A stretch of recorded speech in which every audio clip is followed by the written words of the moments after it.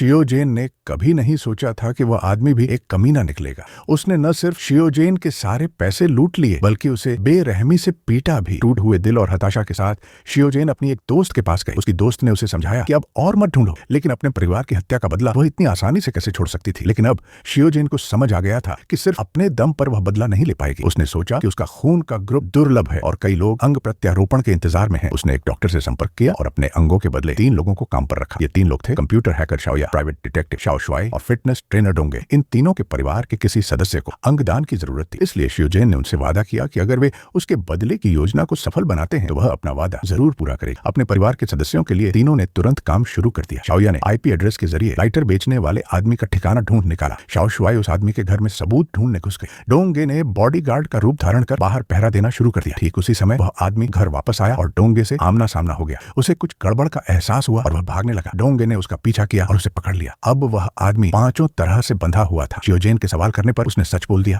उसने कहा कि वह सिर्फ एक दलाल है। लाइटर उसे उस समय मिला जब वह किसी ग्राहक के लिए कार चोरी कर रहा था। उसने उस पार्किंग स्थल के बारे में पूरी जानकारी दी। जानकारी मिलते ही शियोजेन और शाओ शुआई वहां घात लगाकर बैठ गए। 2 साल से जिस दुश्मन को शियोजेन ढूंढ रही थी वह आखिरकार वहां दिख गया। वह आदमी काफी सतर्क था। उसने आसपास का जायजा लिया और शियोजेन की कार के पास तक आ गया। लेकिन सौभाग्य से कार के शीशे इतने गहरे थे कि वह अंदर का दृश्य नहीं देख सका। वह आदमी वहां से चला गया। उसके जाते ही शाओ शुआई ने उसके घर का ताला खोल दिया। शियोजेन अंदर घुस गए। कमरे के अंदर एक अजीब सा माहौल था। विशाल हॉल में रखी एक डरावनी परी की मूर्ति ने शियोजेन को सिहरन से भर दिया। दीवारों पर सफेद चेहरे वाले गुड़ियों की तस्वीरें थीं, भयानक और डरावनी। तभी दीवार के एक कोने पर शियोजेन की नजर पड़ी। वहां उसकी बेटी की वह नेकलेस टंगी हुई थी जो उसने उसे तोहफे में दी थी। लेकिन वह नेकलेस इतनी ऊंचाई पर थी कि शियोजेन उसे नहीं पहुंच सकती थी। शाओ शुआई ने रात के समय फिर से उस आदमी के घर में घुसने का फैसला किया ताकि वह नेकलेस शियोजेन के लिए निकाल सके। लेकिन शाओ शुआई को यह नहीं पता था कि उस आदमी ने उसके हर कदम पर नजर रखी हुई थी। जैसे ही शाओ शुआई ने नेकलेस निकाला और बाहर निकलने की कोशिश की, वह आदमी अचानक घर वापस आया और उसे एक घूंसा मारकर बेहोश कर दिया। शुरुआत में शाओ शुआई ने बहाना बनाया